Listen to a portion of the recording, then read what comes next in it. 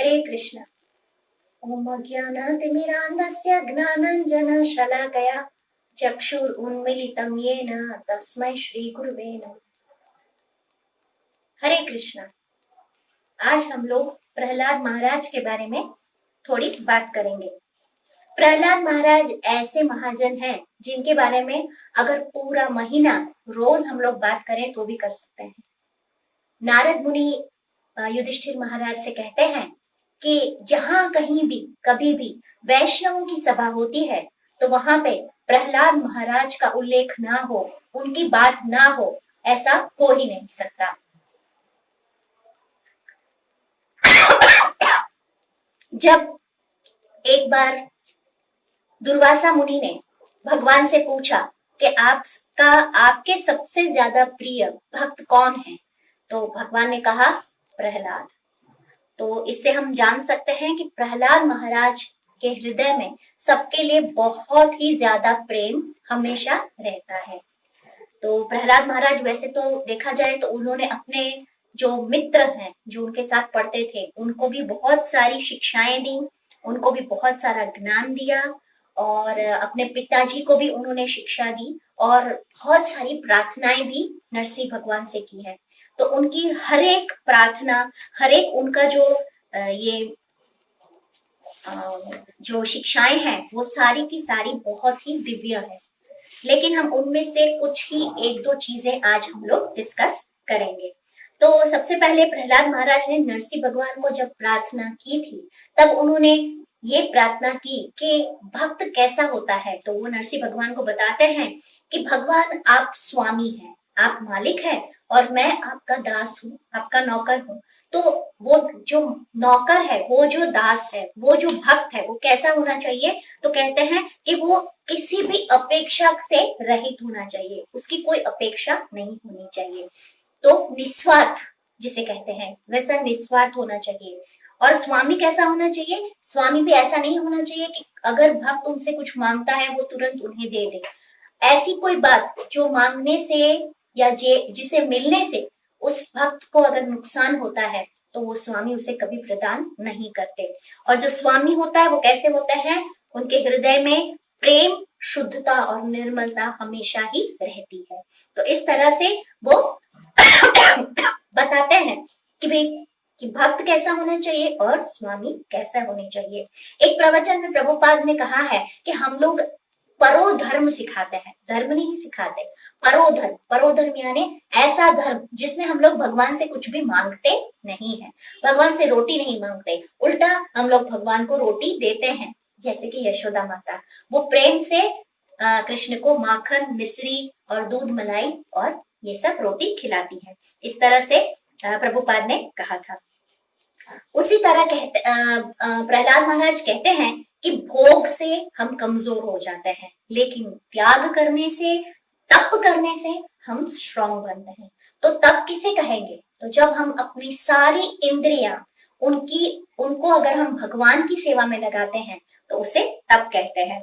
ध्रुव महाराज कहते हैं कि भगवान, जब मैंने आपसे प्रार्थना करने के लिए हाथ जोड़े और आपने आपका शंख जब मेरे सिर पर रखा तो उस समय वो शंख रखने से मेरी सारी बुद्धि जो है वो विशुद्ध हो गई और मेरी सारी इंद्रियां भी शुद्ध हो गई और पवित्र हो गई, जिससे मेरी इंद्रियों को भोग करने की अब कोई इच्छा ही नहीं होती।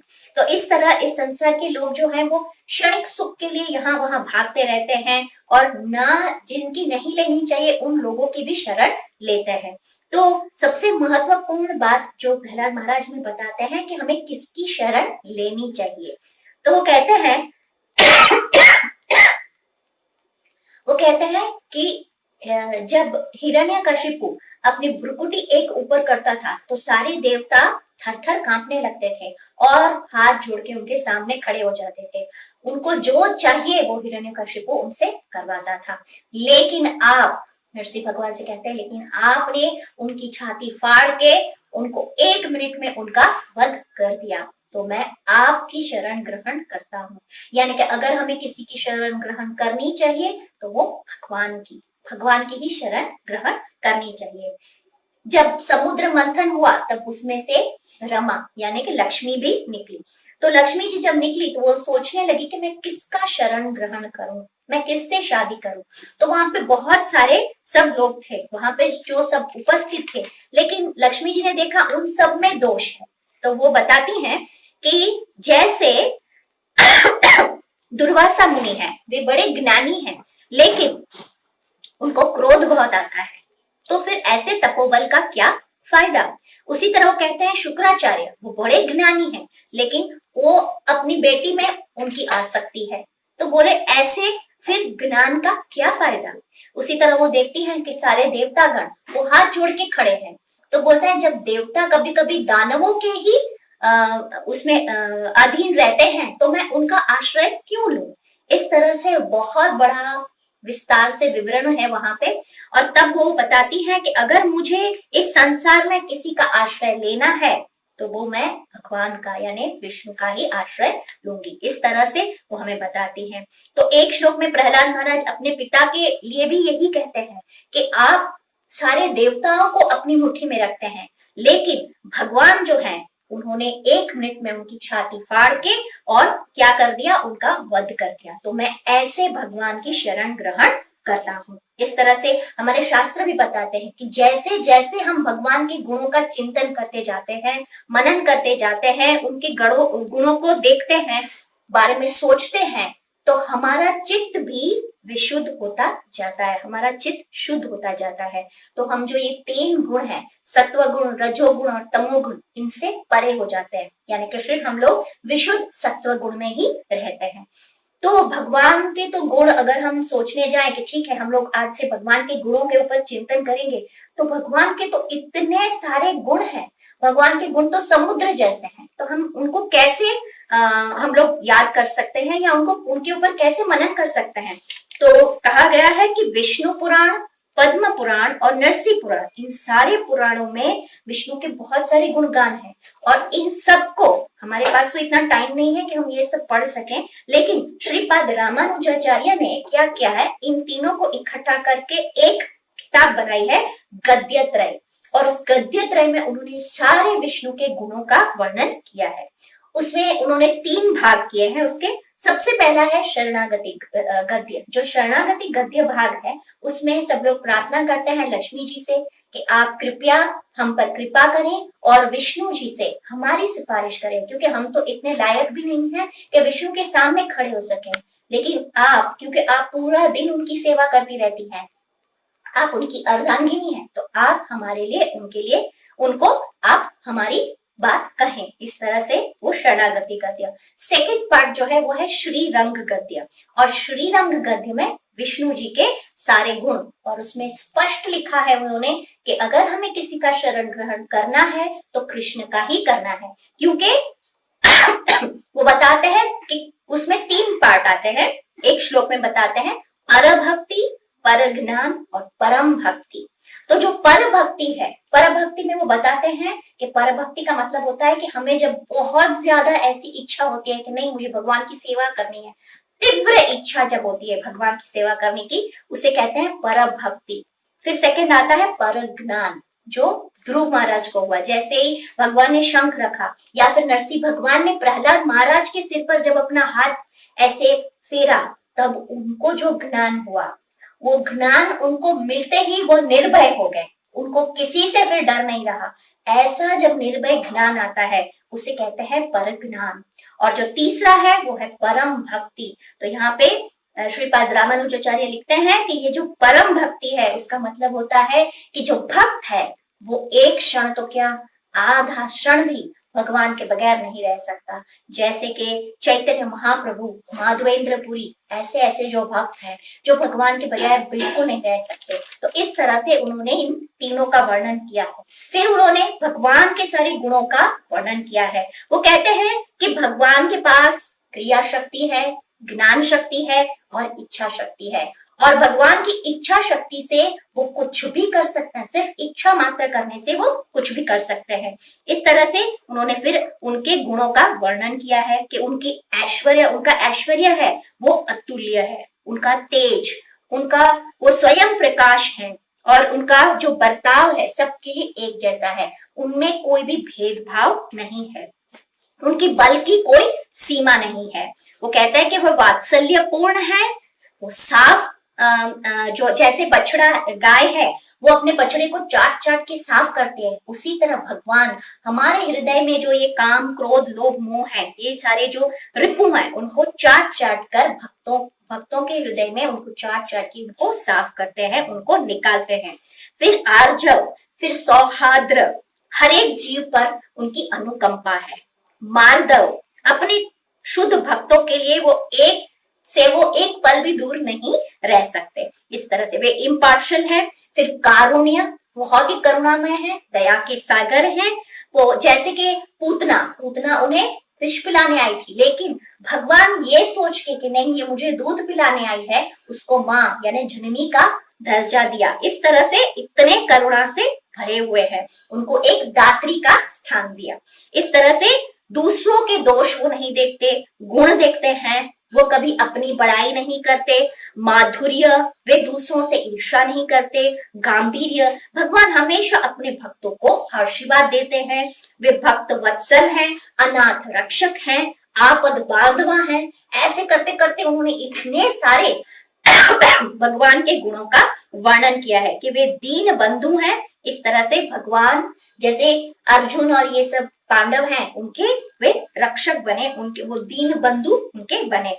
फिर तीसरा जो भाग है वो है वैकुंठ गद्य, और वैकुंठ गद्य में इसमें प्रार्थना की है उन्होंने कि हे भगवान आप हमें अपना आश्रय दीजिए, क्योंकि जितना हम भगवान के गुणों का चिंतन करेंगे, मनन करेंगे, उतना ही हमारा मन पवित्र होता जाएगा। इस तरह से उन्होंने इन 3 भागों में ये पूरा का पूरा उन्होंने एक्सप्लेन किया है। एक कथा याद आ रही है मुझे, उसमें एक ब्रह्मचारी था, वो अपने घर के बालकनी में बाहर बैठ के भगवत गीता रोज बैठ के पढ़ता था। और जब वो भगवत गीता बैठ के पढ़ता था तो उसका घर जो था उसके बाद एक बहुत चौड़ा सा एक रोड था, वहां पे सब आते जाते थे, बहुत सारी गाड़ियां, ये ट्रैफिक वगैरह, और उस रोड के पूरे सामने भी घर सारे थे घर। तो वहां पे एक वैश्या का घर था, तो वो वहां बालकनी में बैठता और वहां पे देखता कौन आया कौन गया, कितनी देर रुका, अंदर ये लोग क्या करते होंगे, छी छी कैसी औरत है, ऐसे करके वो ऐसे विचार करता था। लेकिन जब वो जो वहां जो रहती थी, ये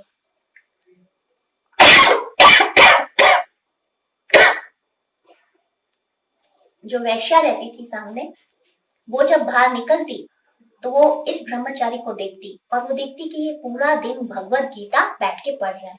तो वो सोचती कि हाय मैं पढ़ी लिखी नहीं हूँ, काश मैं भी भगवत गीता पढ़ सकती। क्या कहा होगा कृष्ण ने अर्जुन से भगवत गीता में, और ये कितना सौभाग्यशाली है लड़का कि वो गीता का पाठ कर रहा है, गीता पढ़ रहा है, उसको समझ रहा है।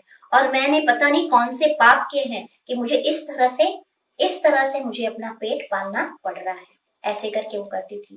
थोड़े 1 आध महीने के बाद वहां पे आग लग गई और आग में पूरी की पूरी बस्ती जल गई, सब जल गए, सब राख हो गया। तो जो वहां पे यमदूत थे वो उस ब्रह्मचारी के घर आए, तो ब्रह्मचारी ने कहा अरे आप लोग रॉन्ग एड्रेस पे आए हो, यहाँ नहीं, वो वैश्य का घर सामने है, सामने वहां पे जाओ उसको लेने, वो ऐसे बुरे कर्म करती रहती है।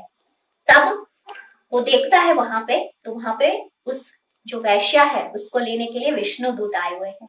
तो उसको समझ में नहीं आता, तो यमदूत उसे कहते हैं तुम लेके बैठते थे भगवत गीता, लेकिन तुम्हारा ध्यान भगवत गीता में नहीं था, उसमें भगवान ने क्या कहा है उस पे नहीं था, तुम यहाँ वहां देखते रहते थे और वो क्या कर रहे हैं वो नहीं कर रहे, ये अच्छे नहीं, वो ऐसे करके वो सारा चिंतन करते थे, पूरा गलत चिंतन। जबकि वो ये सोचती थी कि तुम कितने भाग्यशाली हो और तुम भगवत गीता का कथा मनन पठन कीर्तन कर रहे हो। तो इस तरह से जैसे कीड़ा वो तितली का चिंतन करता रहता है और एक दिन तितली बन जाता है, उसी तरह अगर हम भगवान के नाम रूप रस गुण लीला उन पे अगर हम लोग कॉन्सेंट्रेट करेंगे तो एक ना एक दिन हम लोग भक्ति में जरूर आगे बढ़ेंगे। और भक्ति में हमें पता है कि नवदा भक्ति श्रेष्ठ है, और उसमें भी कृष्ण के नाम का कीर्तन उन गुणों का श्रवण, ये सब नवधा भक्ति में कहते हैं कि नाम संकीर्तन सबसे श्रेष्ठ है। जैसे जीव गोस्वामी वो कहते हैं कृष्ण भक्ति बिना व्यर्थ दरिद्र जीवन, इस तरह से वो हमें बताते हैं। तो हमें हमारा मन और इंद्रियों को भगवान में लगाना है, उनकी सेवा में लगाना है। नरसिंह भगवान प्रहलाद महाराज से कहते हैं कि मांगो, मैं बहुत खुश हूँ, मांगो तुम। प्रहलाद महाराज कहते हैं मुझे कुछ नहीं चाहिए, नहीं नहीं नहीं, नहीं मांगो, मुझसे मांगो। तब वो एक श्लोक बताते हैं और वो श्लोक है, यदि दास्यसि मे कामान वारासत्वम वर्षदभ कामाना हृदय संरोहम भवस्तु वृणे वरम।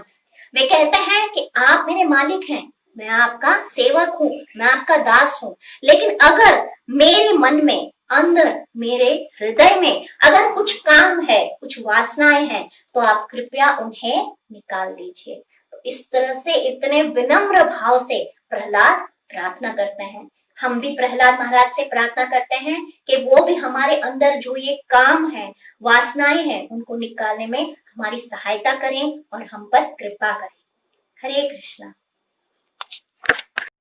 Thanks for watching this video and please do subscribe to our channel and press the bell icon for getting new updates. Thank you.